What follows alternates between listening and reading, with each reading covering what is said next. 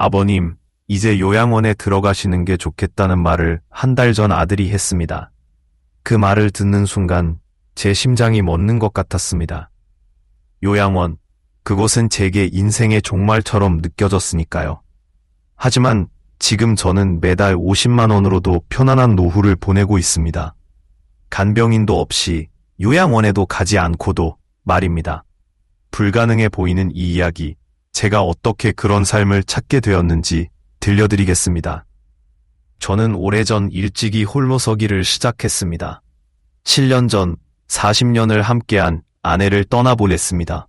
그때까지만 해도 저는 몰랐습니다. 혼자 남은 노인의 삶이 이렇게 힘들 줄을 말입니다. 아내와 함께 병원에 다니며 진료를 받을 때에는 큰 불편함을 느끼지 않았는데 막상 혼자가 되고 나서야 모든 것이 달라졌습니다. 병원에 가는 일조차도 제게는 큰 산이 되었습니다. 긴 줄을 서서 기다리면 다리가 쑤셨고 집에 돌아오면 온몸이 무너져 내리는 느낌이었습니다. 아들과 딸이 있었지만 모두 바쁜 삶을 살고 있었기에 병원 동행을 부탁하기 어려웠습니다. 무엇보다 마음 한켠엔 늘 자녀들에게 짐이 되고 싶지 않다는 생각이 자리 잡고 있었습니다. 그러나 제가 자녀들에게 부담을 주지 않으려 애쓸수록 오히려 그들에게 더 큰 걱정을 안겨주는 것 같았습니다. 그러던 어느 날 시장에 가던 중 발을 헛디뎌 크게 넘어지고 말았습니다. 결국 병원에 입원하게 되었고 의사로부터 최소 6개월간은 충분히 안정을 취해야 한다는 진단을 받았죠. 그때 자녀들이 제안했습니다. 아빠, 우리 집에 와서 3개월씩 번갈아가며 지내자. 자녀들의 배려로 이루어진 선택이었지만 그들의 집에서 생활하면서 저는 마치 외부인이 된 듯한 기분을 떨칠 수 없었습니다. 부모의 집은 언제나 자녀들의 집이지만 자녀들의 집은 결코 부모의 집이 될 수 없다는 말을 그때서야 뼈저리게 실감했습니다. 식사 시간마다 저는 방에서 혼자 밥을 먹어야 했고 자녀들은 제가 음식을 방에서 먹는 걸 권했습니다. 그 순간들을 겪으며 저는 깨달았습니다. 자녀들이 저를 불편하게 여기고 있다는 것을요. 그들은 나이든 아버지를 귀찮아하고 차갑게 대하는 태도를 보였습니다. 가장 견디기 힘들었던 건 그들의 말투였습니다. 시대에 뒤떨어지고 가끔 말이 어눌한 건 인정합니다. 하지만 자녀들이 어렸을 적에는 더 엉뚱한 말을 해도 따뜻하게 받아주었던 제가 이제는 나이 들어 그들의 냉담함을 고스란히 받아내야 했습니다. 반년이 지나 몸이 조금 회복되자마자 저는 곧바로 제 집으로 돌아왔습니다. 그리고 그제야 진정으로 깨달았습니다. 누구의 집도 내 발 닿는 곳만 못하다는 말의 의미를 말입니다. 하지만 다리를 다친 후유증은 여전히 깊었습니다. 멀리 걷는 것은커녕 가까운 시장에 가는 것도 큰일이 되어버렸습니다. 장을 보고 돌아오는 길엔 다리가 아파 식은땀이 줄줄 흘렀습니다. 결국 간병인을 고용하게 되었고 매달 500만 원의 월급을 지급해야 했습니다. 이 금액은 제 연금을 훨씬 초과하는 것이었고 자녀들이 매달 일부를 지원해주지 않았다면 간병인을 유지할 수 없었을 것입니다. 생활은 점점 궁핍해지고 삶의 무게는 더욱 무거워져만 갔습니다. 그 속에서도 저는 또다시 혼자 버티는 법을 배워가고 있었습니다. 그리고 바로 그 시점에서 새로운 전환점을 맞이하게 되었습니다. 지금 여러분께 들려드릴 이야기는 제가 어떻게 요양원도 가지 않고 간병인도 없이 새로운 삶의 방식을 찾게 되었는지에 관한 것입니다. 여러분도 이 이야기가 도움이 되길 바랍니다. 처음에는 괜찮을 거라고 생각했습니다. 하지만 현실은 달랐습니다. 아버지, 젓가락 소리가 너무 커요. 애들이 식사에 집중을 못해요. 어느 날 아침 며느리가 한 말이었습니다. 저도 모르게 젓가락으로 그릇을 긁는 습관이 있었나 봅니다. 그 후로는 방에서 혼자 식사를 했습니다. 말하자 공부한다며 TV 소리를 줄이라 했고 화장실도 밤에는 가급적 사용하지 말아달라고 했습니다. 제 발자국 소리가 시끄럽다고 했으니까요. 그래서 두 번째 선택, 간병인을 고용했습니다. 처음에는 500만 원이라는 월급이 부담스러웠지만 자녀들이 일부를 보태주기로 하여 괜찮을 거라 생각했습니다. 첫 번째 간병인은 일주일 만에 그만뒀습니다. 할아버지 집 반찬이 너무 소박해요. 다른 집은 다 고기 반찬에 특식까지 해주는데 두 번째 간병인은 한 달을 버텼습니다. 하지만 제가 절약하는 습관이 마음에 들지 않았나 봅니다. 왜 이렇게 아끼세요? 모아서 무덤에 가져가실 거예요? 세 번째 간병인을 구하러 갔을 때 소개소 직원이 한 말이 아직도 기억납니다. 실례지만 할아버지 댁은 조건이 너무 열악해서 간병인들이 꺼리는 가정이 되셨습니다. 그렇게 마지막 선택지인 요양원만 남았습니다. 집으로 돌아와 다시 혼자 지내기 시작했습니다. 하지만 매일매일이 불안의 연속이었습니다. 지팡이를 짚고 5분 거리에 있는 시장에 다녀오는 것도 큰 모험이 되어 버렸습니다. 어느 날은 장을 보고 돌아오다 넘어질 뻔하기도 했습니다. 그때 저는 깨달았습니다. 이대로는 안 된다는 것을요. 그렇지만 요양원도, 간병인도, 자녀들과의 동거도 모두 실패로 이어졌습니다. 그래서 스스로 질문했습니다. 내가 집으로 돌아와 다시 혼자 지내기 시작했습니다. 하지만 매일매일이 불안의 연속이었습니다. 지팡이를 짚고 5분 거리에 있는 시장에 다녀오는 것도 큰 모험이 되어버렸습니다. 어느 날은 장을 보고 돌아오다 넘어질 뻔하기도 했습니다. 그때 저는 깨달았습니다. 이대로는 안 된다는 것을요. 그렇지만 요양원도, 간병인도, 자녀들과의 동거도 모두 실패로 이어졌습니다. 그래서 스스로 질문했습니다. 내가 살아온 방식을 바꿔야 하는 건 아닐까? 그 질문의 답을 찾기 위해 저는 많은 사람들을 만나고 다양한 정보를 찾아다녔습니다. 그리고 마침내 하나의 방법을 찾게 되었죠. 그것도 아주 특별한 방법이었습니다. 그 이야기는 다음에 이어드리겠습니다. 그날 밤 저는 이불을 뒤집어 쓰고 눈물을 흘렸습니다. 아내가 살아있었다면 이런 생각만 하며 잠이 들었겠지 하는 마음에 가슴 한구석이 저미도록 아팠습니다. 다음날 아침 거울 속 제 모습을 보는 순간 깨달음을 얻었습니다. 지금까지 제가 선택해온 모든 방법들이 남들이 정해놓은 정답을 따라가려는 것이었다는 것을요. 자녀와 함께 산다는 것, 효도라고들 하니까 시도해봤고, 간병인을 두는 것도 다들 그렇게 한다기에 따라해봤으며, 요양원은 노인의 마지막 종착지처럼 느껴져서 망설임 없이 선택했던 것이죠. 하지만 사실 제가 진짜로 필요로 한 것은 남들의 정답이 아닌 제 삶에 딱 맞는 해답이었습니다. 그리고 우연히 마주친 한 젊은 부부를 통해 인생의 전환점을 맞이하게 됩니다. 그들과의 만남이 어떻게 제 삶을 바꾸었는지 지금부터 말씀드리겠습니다. 그날도 평소처럼 아파트 단지 입구에 있는 작은 마트에 들렀습니다. 무거운 물건은 배달시키고 간단한 반찬거리 몇 가지를 사기 위해서였죠. 그런데 마트를 운영하는 젊은 부부가 심각하게 다투는 소리가 들렸습니다. 평소 같았으면 그냥 지나쳤을 텐데 그날만큼은 발걸음이 멈추었습니다. 여보, 우리 수민이가 얼마나 두리안을 먹고 싶어 했는데 이번 한번 사주면 어때?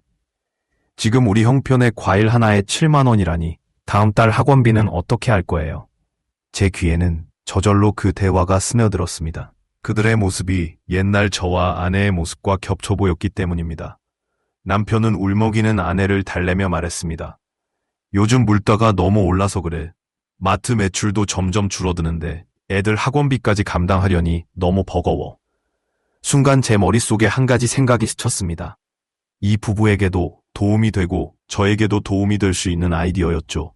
그래서 저는 조심스럽게 말을 건넸습니다. 저기, 앨 것 같아요. 잠시 침묵이 흐르더니 남편이 조심스럽게 말을 꺼냈습니다. 할아버님, 저희가 제대로 해드릴 수 있을지 모르겠어요. 인력처럼 전문적인 케어는 어렵잖아요. 저는 웃으며 답했습니다. 전 그런 건 필요 없어요. 그저 하루 한 끼 간단한 반찬 좀 해주시고 빨래나 청소 정도만 도와주시면 돼요. 특별한 음식도 필요 없고 그냥 밥하고 국, 반찬 몇 가지면 충분합니다. 그렇게 우리는 서로를 돕기로 마음을 모았습니다. 매달 50만 원, 간병인 비용의 10분의 1도 안 되는 금액이었지만 그들에게는 적지 않은 도움이 되는 금액이었습니다. 첫날 아내인 영숙 씨가 집에 왔습니다. 조심스럽게 청소를 하고 정성껏 된장국을 끓여주었죠. 오랜만에 누군가가 만들어준 따뜻한 국물을 맛보며 저는 눈시울이 붉어졌습니다. 남편인 민우 씨는 될 것 같아요. 잠시 침묵이 흐르더니 남편이 조심스럽게 말을 꺼냈습니다. 할아버님, 저희가 제대로 해드릴 수 있을지 모르겠어요. 인력처럼 전문적인 케어는 어렵잖아요. 저는 웃으며 답했습니다. 전 그런 건 필요 없어요. 그저 하루 한 끼 간단한 반찬 좀 해주시고 빨래나 청소 정도만 도와주시면 돼요. 특별한 음식도 필요 없고 그냥 밥하고 국, 반찬 몇 가지면 충분합니다. 그렇게 우리는 서로를 돕기로 마음을 모았습니다. 매달 50만 원, 간병인 비용의 10분의 1도 안 되는 금액이었지만 그들에게는 적지 않은 도움이 되는 금액이었습니다. 첫날 아내인 영숙 씨가 집에 왔습니다. 조심스럽게 청소를 하고 정성껏 된장국을 끓여주었죠. 오랜만에 누군가가 만들어준 따뜻한 국물을 맛보며 저는 눈시울이 붉어졌습니다. 남편인 민우 씨는 퇴근길에 들러 무거운 빨래를 걷어주고 전구를 갈아주는 등 작은 일들을 도왔습니다. 그저 10분, 길어야 30분 정도의 짧은 방문이었지만 저에게 그 시간이 하루 중 가장 행복한 순간이 되었습니다. 특히 좋았던 건 그들이 제 생활 방식을 있는 그대로 받아들여 주었다는 점이었습니다. 기존의 간병인들은 항상 불평했고 반찬이 너무 소박하다거나 난방을 너무 아낀다고 말하곤 했죠. 하지만 영숙 씨는 달랐습니다. 할아버님 같은 분이 계시니 저도 배우게 되네요. 요즘 같은 시대에 검소한 게 좋지 않겠어요? 더 놀라운 건 그들의 딸 수민이었습니다. 가끔 엄마를 따라오는 날이면 제게 재미있는 이야기를 들려주곤 했죠. 할아버지, 오늘 학교에서 있었던 재미있는 일 말씀해 줄게요. 스마트폰만 보던 다른 아이들과 달리 수민이는 저와 이야기하는 걸 좋아했습니다. 저는 그 아이에게 제가 살아온 이야기를 들려주었고 그 아이는 제게 요즘 세상 이야기를 들려주었죠. 그렇게 3개월이 지났습니다. 제 삶은 놀랍도록 달라져 있었습니다. 집은 늘 깨끗했고 식탁엔 따뜻한 밥과 국이 있었으며 매일 누군가가 제 안부를 살펴주었습니다. 가장 큰 변화는 제 마음가짐이었습니다. 더 이상 미래를 두려워하지 않게 된 것이죠. 누군가 내 곁을 지켜준다는 믿음, 그것만으로도 제 삶은 충분히 풍요로워졌습니다. 그리고 어느 날 영숙 씨가 조심스럽게 말했습니다. 할아버님, 죄송한데 이렇게 적은 돈 받고 일하는 거 다른 분들한테는 비밀로 해주세요. 다른 분들도 다 이러시면 저희가 감당이 안 될 것 같아서요. 저는 웃으며 고개를 끄덕였습니다. 이건 누구나 할 수 있는 일이 아니라는 걸 알고 있었으니까요. 서로를 이해하고 배려하는 마음, 그리고 무엇보다 신뢰가 있어야 가능한 일이었습니다. 그리고 저는 그들에게 특별한 제안을 하나 더 하게 됩니다. 6개월이 지난 어느 날, 저는 그들에게 새로운 제안을 했습니다. 실은 제가 모아둔 돈이 좀 있어요. 5천만 원 정도인데 이걸로 마트 확장하는데 보태드리면 어떨까요? 순간 부부의 눈이 커졌습니다. 원래 옆 점포를 임대해서 과일 가게를 열고 싶어 했지만 자금이 부족해 망설이고 있었던 참이었거든요. 할아버님, 너무 감사하지만 그건 너무 큰 돈이에요. 영숙 씨가 놀란 목소리로 말했습니다. 하지만 저는 이미 결심을 했습니다. 난 이제 돈이 많이 필요하지 않아요. 매달 50만 원으로 충분하고 그저 여러분이 계속 내 곁을 지켜준다면 그게 제게 가장 큰 재산이에요. 눈물을 글썽이며 고개를 저었던 그들을 설득하는 데는 한 달이 걸렸습니다. 결국 우리는 다음과 같은 3가지 약속을 했습니다. 첫째, 5천만 원은 투자금으로 받되 매달 100만 원씩 생활비를 주기로 했습니다. 둘째, 제가 혼자 살기가 어려워질 때까지 그들이 저를 돌봐주기로 했고요. 셋째, 수민이의 대학 학자금으로 2천만 원을 따로 적금에 넣기로 했습니다.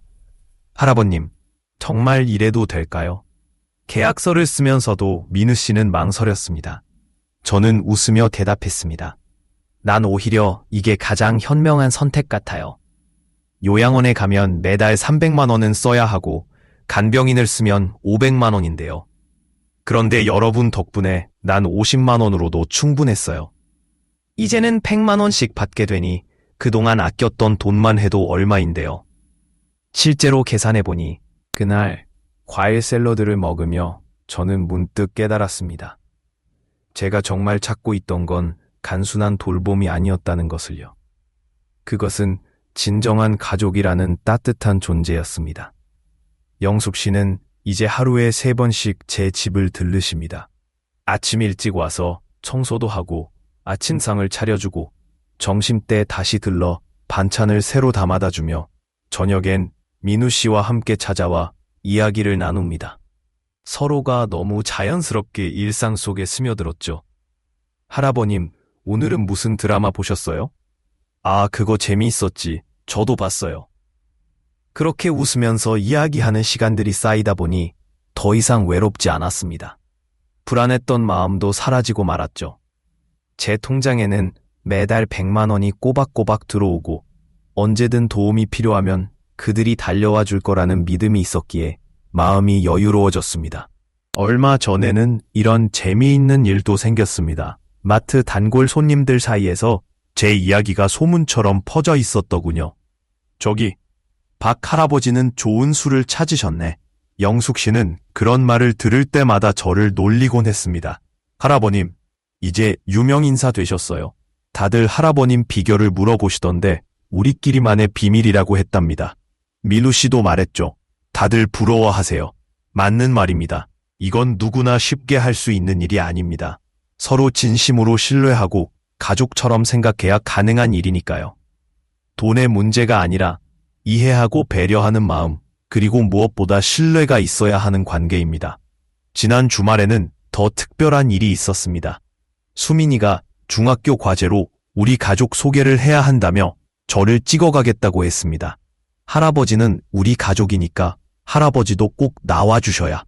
얼마 전에는 이런 재미있는 일도 생겼습니다. 마트 단골 손님들 사이에서 제 이야기가 소문처럼 퍼져 있었더군요. 저기 박 할아버지는 좋은 술을 찾으셨네. 영숙 씨는 그런 말을 들을 때마다 저를 놀리곤 했습니다. 할아버님, 이제 유명인사 되셨어요. 다들 할아버님 비결을 물어보시던데 우리끼리만의 비밀이라고 했답니다. 민우 씨도 말했죠. 다들 부러워하세요. 맞는 말입니다. 이건 누구나 쉽게 할 수 있는 일이 아닙니다. 서로 진심으로 신뢰하고 가족처럼 생각해야 가능한 일이니까요. 돈의 문제가 아니라 이해하고 배려하는 마음, 그리고 무엇보다 신뢰가 있어야 하는 관계입니다. 지난 주말에는 더 특별한 일이 있었습니다. 수민이가 중학교 과제로 우리 가족 소개를 해야 한다며 저를 찍어가겠다고 했습니다. 할아버지는 우리 가족이니까 할아버지도 꼭 나와주셔야 해요. 그 말을 듣는 순간 저도 모르게 눈물이 났습니다. 맞아요. 이제 제게도 진정한 가족이 생긴 겁니다. 혹시 지금 이 영상을 보고 계신 분들 중에 저와 비슷한 고민을 하시는 분이 계신다면 꼭 기억해 주세요. 노후의 해답은 멀리 있지 않습니다. 오히려 가까이 우리의 일상 속에 있을지도 모릅니다. 지금까지 1년이 지났습니다. 그동안 제 주변에도 많은 변화가 있었죠. 이웃들도 제가 찾은 방법에 관심을 가지기 시작했고 비슷한 시도를 하는 분들이 늘어났습니다. 옆동 김할머니는 동네 문구점 주인과 비슷한 약속을 했다고 합니다. 매달 40만 원을 받고 문구점 옆에 작은 반찬 가게를 열어주기로 했대요. 성환 씨가 먼저 길을 내줘서 저도 용기를 냈어요. 이제 문구점에서 반찬도 팔고 저도 적성에 맞는 일을 하니 서로 좋잖아요. 또 아래층 할아버지는 카페 주인과 계약을 맺었습니다. 매달 60만 원을 받는 대신 카페에서 책을 읽어주는 시간을 갖기로 했죠. 전직 방송인이었던 할아버지의 목소리는 카페의 특별한 이벤트가 되었답니다. 젊은이들이 제 낭독을 들으며 커피를 마시는 게 참 좋다고 하더군요. 전 이렇게 제 재능도 살리고 적당한 용돈도 벌고 인생의 이 하이 이렇게 재미있을 줄 몰랐어요. 하지만 모든 시도가 성공적이지는 않았습니다. 몇 가지 주의할 점이 있다는 걸 배웠죠. 첫째, 서로에 대한 신뢰가 가장 중요합니다. 위층의 박할머니는 미용실 원장과 비슷한 계약을 맺었다가 3개월 만에 그만두셨습니다. 돈만 밝히고 성의가 없더라고 말씀하시더군요. 내 딸처럼 생각하고 믿었는데 점점 귀찮아하는 게 보이더라. 둘째, 서로의 경계를 지켜야 합니다. 저희 동 할아버지는 식당 주인과 약속을 했다가 한 달 만에 파기했습니다. 내 생활에 자꾸 간섭하려 하잖아. 이러려고 한 게 아닌데. 그래서 저는 이웃들에게 이렇게 조언합니다. 서로를 도우려는 진심이 있어야 해요. 돈이 전부가 아니라 정이 통해야 하는 거죠. 1년 동안 제가 깨달은 점들을 구체적으로 정리해 보았습니다. 먼저 경제적인 면에서 큰 장점이 있습니다. 요양원은 보통 월 300만 원, 간병인은 500만 원 정도 들지만 저희 방식은 50만 원에서 100만 원 선에서 해결됩니다. 게다가 투자금을 통한 안정적인 수익 구조도 만들 수 있죠. 제 경우는 5천만 원 투자로 매달 100만 원의 생활비를 받게 되었습니다. 연 24% 수익률인 셈이죠. 하지만 더 중요한 것은 정서적인 부분입니다. 요양원에서는 규칙적인 생활을 해야 하고 간병인과 종종 불편한 관계가 되기 쉬운데 저희 방식은 서로가 가족이 됩니다. 주민이가 학교에서 상을 받으면 제가 더 기뻐하고 제가 감기에 걸리면 영숙 씨가 밤늦게라도 달려옵니다. 특히 좋은 점은 자존감입니다. 요양원이나 간병인을 쓰면 어쩐지 환자가 된 것 같은 기분이 들지만 저희 방식은 서로가 도움을 주고받는 동반자 관계입니다. 저는 제 경험과 자금으로 그들의 사업을 돕고 그들은 저를 가족처럼 돌봐주며 수민이는 저에게 즐거움을 선물합니다. 며칠 전에는 구청에서 노인복지 담당자가 찾아왔습니다. 제 사례가 소문이 났다면서 이런 방식을 더 많은 어르신들께 소개하고 싶다고 하더군요. 박 할아버님, 이런 모델을 다른 동네에도 알리면 좋을 것 같아요. 서로 돕고 사는 게 참 아름답네요. 물론 이 방식이 모두에게 정답은 아닐 것입니다. 하지만 최소한 새로운 가능성을 보여줄 수는 있겠죠? 노인의 삶이 꼭 외롭고 쓸쓸할 필요는 없습니다. 우리 주변에는 늘 서로 도울 수 있는 기회가 있습니다. 다만 우리가 미처 발견하지 못했을 뿐이죠. 마지막으로 여러분께 제 진심을 전하고 싶습니다. 오늘 아침에도 수민이가 학교 가기 전에 잠깐 들러 인사를 했습니다. 할아버지, 오늘은 발표회가 있어요. 잘할 수 있게 응원해 주세요. 그 아이의 환한 미소를 보며 생각했습니다. 2년 전 제가 요양원행을 결심했던 그때로 돌아간다고 해도 저는 같은 선택을 했을 것 같습니다. 아니, 오히려 더 일찍 이런 선택을 했어야 했는지도 모르겠네요. 지금 이 영상을 보고 계신 분들, 특히 노후를 걱정하시는 분들께 꼭 말씀드리고 싶습니다. 우리에게는 생각보다 더 많은 가능성이 있습니다. 돈이 전부가 아닙니다. 관계가 더 중요하죠. 여러분 주변을 한번 둘러보세요. 서로 도움을 주고받을 수 있는 이웃이 생각보다 가까이 있을지도 모릅니다. 작은 가게를 운영하는 젊은 부부, 동네 카페 주인, 시장 안에 있는 반찬 가게 주인, 그들도 여러분의 경험과 지혜가 필요할 수 있습니다. 제가 드리고 싶은 제안은 이렇습니다. 첫째, 너무 서두르지 마세요. 요양원이나 간병인을 선택하기 전에 주변을 한번 살펴보세요. 때로는 가장 좋은 해답이 가장 가까운 곳에 있다는 걸 잊지 마세요. 둘째, 이제 돈의 가치를 다시 생각해보세요. 많은 돈을 써서 편안함을 사는 것보다 적은 돈으로 신뢰와 애정을 얻는 것이 더 값진 일일 수 있습니다. 셋째, 마음을 열어보세요. 나이 든다고 해서 꼭 외롭게 살 필요는 없습니다. 새로운 인연을 만날 준비만 되어 있다면 언제든 새로운 가족을 만날 수 있어요. 오늘 아침에도 영숙 씨가 해준 된장국을 먹으며 생각했습니다. 행복이란 게 참 이런 거구나. 따뜻한 국물 한 그릇, 반찬 두어 가지, 그리고 매일 아침 누군가 건네는 할아버님, 안녕히 주무셨어요. 라는 한마디면 충분합니다. 여러분도 이런 행복을 꼭 찾으시길 바랍니다. 잠시 개인적인 부탁을 드려도 될까요? 제 이야기가 도움이 되셨다면 구독과 좋아요 버튼을 눌러주세요. 알림 설정도 해주시면 더 좋고요. 여러분의 응원이 있다면 더 많은 분들께 도움이 되는 따뜻한 이야기를 계속해서 들려드리고 싶습니다. 마지막으로 한 말씀만 더 드리겠습니다. 나이 드는 게 두렵지 않습니다. 외로움이 찾아올까 걱정하지 않습니다. 이제 제 곁에는 평생의 보물 같은 가족이 있으니까요. 여러분의 곁에도 그런 보물 같은 인연이 있을 겁니다. 그저 미처 발견하지 못했을 뿐이죠. 오늘도 시청해주셔서 감사합니다. 여러분의 하루하루가 따뜻한 행복으로 가득하길 바랍니다. 다음 영상에서 다시 만나요. 안녕히 계세요.